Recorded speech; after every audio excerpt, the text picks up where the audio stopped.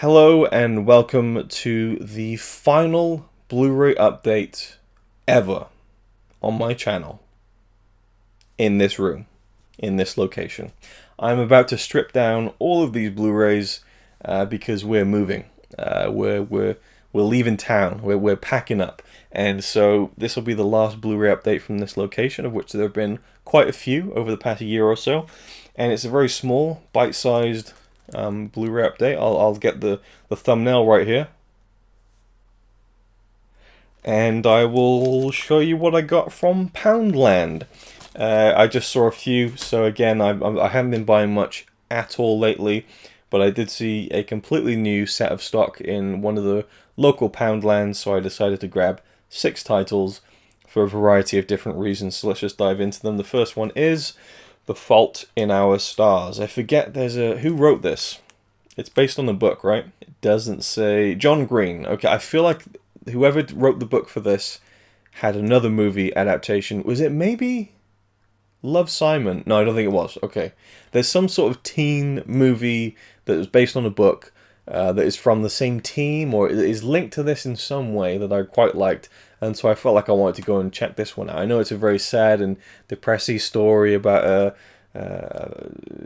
one of them is mortally ill. Mortally ill. What's the term? Terminally ill. Mortally. Well, I guess mortally ill still works technically. Regardless, The Fault in Our Stars. I do like the two lead actors. We've got Ansel Elgort, who is Baby Driver, of course, and what's her name from the Divergent series? Yeah, Shailene Woodley. Also, Laura Dern and Willem Dafoe. Did not know they were in this. I'm now much more interested in checking it out. But for £2, I thought I would. It seems like my kind of film. I would probably enjoy it and be heartbroken by the end. This one, I think. I'll be honest. I don't know if I got this one. I definitely bought the second one in a recent Poundland update, but it is Taken. This is the extended, harder cut. So, yeah. I remember seeing this in the cinema, actually, before it was, the kind of meme machine that it became. But Liam Neeson, Taken, really good action film. I've seen it a couple of times. Oh, written by Luc Besson and Robert Mark Kamen. Robert Mark Kamen wrote the original Karate Kid. And loves to tell you about it. I didn't know that. That's interesting. But yeah, this is produced also by Luc Besson. But I really like this film, and if I don't have it, I wanted to add it into the collection. I think I've only got the second one, which I still haven't seen. This was like, do I get it? Do I not get it? Do I get it? Do I not get it? I got it, and it is probably one of the worst films I've seen in this entire decade. It's The Counselor from Ridley Scott. Hated it. So why did I buy it? Because I turned it off after 40 minutes, and I want to give it another shot because I just feel like, can a Ridley Scott film really be that fucking bad?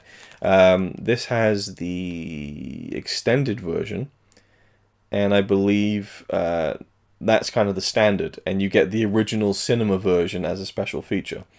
So I don't know whether there's much of a difference between. I mean, it's Michael Fassbender, Brad Pitt, Cameron Diaz, Javier Bardem, Penelope Cruz. It's like an incredible cast. So boring. Like half the time I couldn't understand what they were saying because it was so wordy and just like I really didn't like it.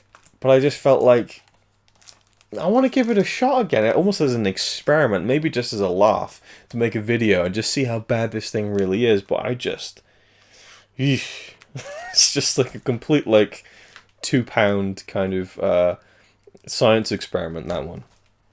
This one,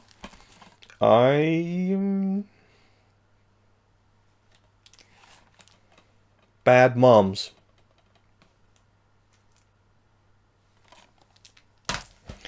Next we have a film that gets a lot of talk and is directed by Jason Reitman and written by Diablo Cody, who both presented the world with one of my favorite films of 2018, Tully. I was thinking a young adult Tully, which incredible film I thought, starring Charlize Theron, and I'm assuming this is their first collaboration as a writer-director duo, and it is Juno, which, I mean, it came out like 10 years ago, 2007 even. So when this came out, people were talking about it, never saw it, still haven't seen it, and I really like Michael Cera. I know he probably rubs people the wrong way. Jason Bateman I've become quite a fan of. J.K. Simmons is great. Ellen Page I love. So I mean, I don't know why I haven't seen this yet. Might even watch it in the upcoming 24-hour movie marathon 8. Regardless, Juno, definitely one I wanted to see. And finally,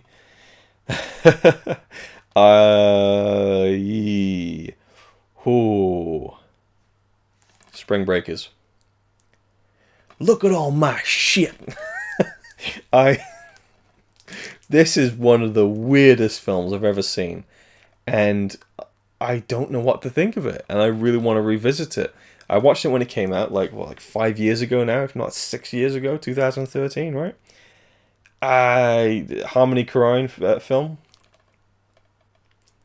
Batshit, absolutely. The editing is just like an assault on the senses, and I can't even talk about it. I remember feeling in the last 10 minutes of the film like, this is trash. This is utter trash. And it's also a masterpiece.